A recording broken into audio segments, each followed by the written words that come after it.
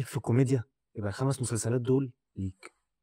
قُلت لك الحلقة اللي فاتت عن 4 مسلسلات إثارة وتشويق، قُلت يمكن يعجبوك وعايزك تقول لي أنهي الأحسن فيهم. النهارده بقى جاي أقول لك عن 5 مسلسلات كوميدية في رمضان الناس مستنياهم.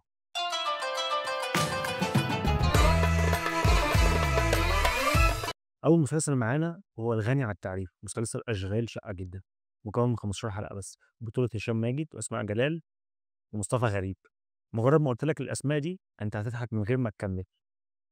بيحكي عن حياة الأب والأم مع أطفالهم، مواقف كوميدية جدًا، خدّامات كل يوم ومواقف بتتغيّر. مسلسل هيكون مذاع على MBC مصر وشاهد بس.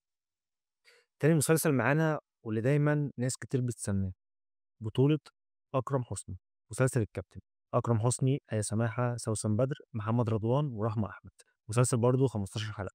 أكرم حسني هيكون طيار وهيكون سايق طيارة والطيارة وقعت بالناس كلها وهو الوحيد اللي كان عايش، وهيكمّل حياته، لكن الناس اللي كانوا موجودين معاه في الطيارة أرواحهم هتبدأ تطلع له ويطلبوا منه طلبات هم ما قدروش يحققوها وهم عايشين.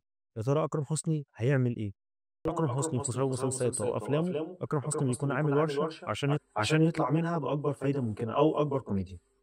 هيكون إخراج الغني عن التعريف معتز التوني، وهيتذاع على DMC وزي ألوان وWatch إت.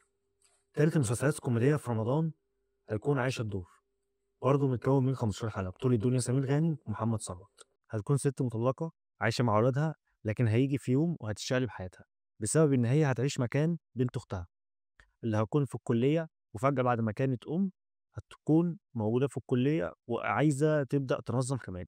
المسلسل وهيتذاع على واتش إت وشاهد، وكمان على قناة أورك.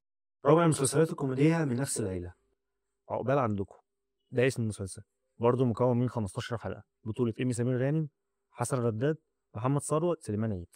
مسلسل من حلقات منفصلة متصلة، هيكون حسن رداد وإيمي سمير غانم كالعادة بيحاولوا إن هم يتجوزوا، لكن هتقابلهم مواقف كتيرة هتعطّل الموضوع ده. المسلسل هيكون متذاع على ON، CBC، وعلى ART، وعلى دبي، وعلى واتش إت، وكمان فيو. آخر مسلسلات شهادة معاملة أطفال، ده أول مسلسل معانا في ال9 اللي أنا قُلتهم في الكوميديا والإثارة والتشويق، هيكون مكوّن من 30 حلقة على مدار رمضان كله، بطولة محمد هنيدي اللي أتمنى إن هو يصلّح الأخطاء اللي كانت موجودة في السنين اللي فاتت، ويرجع تاني لمكانته الطبيعية في الكوميديا. محمد هنيدي هيكون محامي، هيتعرّض لحادث، هيفضل في غيبوبة لمدة 20 سنة، هيرجع من ال20 سنة مش فاهم أي حاجة من التطوّر اللي حصل. عصر التكنولوجيا سيطر وهو بيحاول إن هو يتكيّف مع الدنيا، لكن الموضوع هيكون صعب بالنسبة له. المسلسل هيتذاع على DMC، CBC أبو ظبي، وART وWatch. 5 مسلسلات كوميدية في رمضان. قُل لي أنت هتتابع أنهي مسلسل فيهم؟ وأنا بصراحة مستني مسلسل شهادة معاملة أطفال، لإن أنا باحب محمد هنيدي جدًا، بجانب طبعًا أول مسلسل بالنسبة لي هو أشغال شقة جدًا.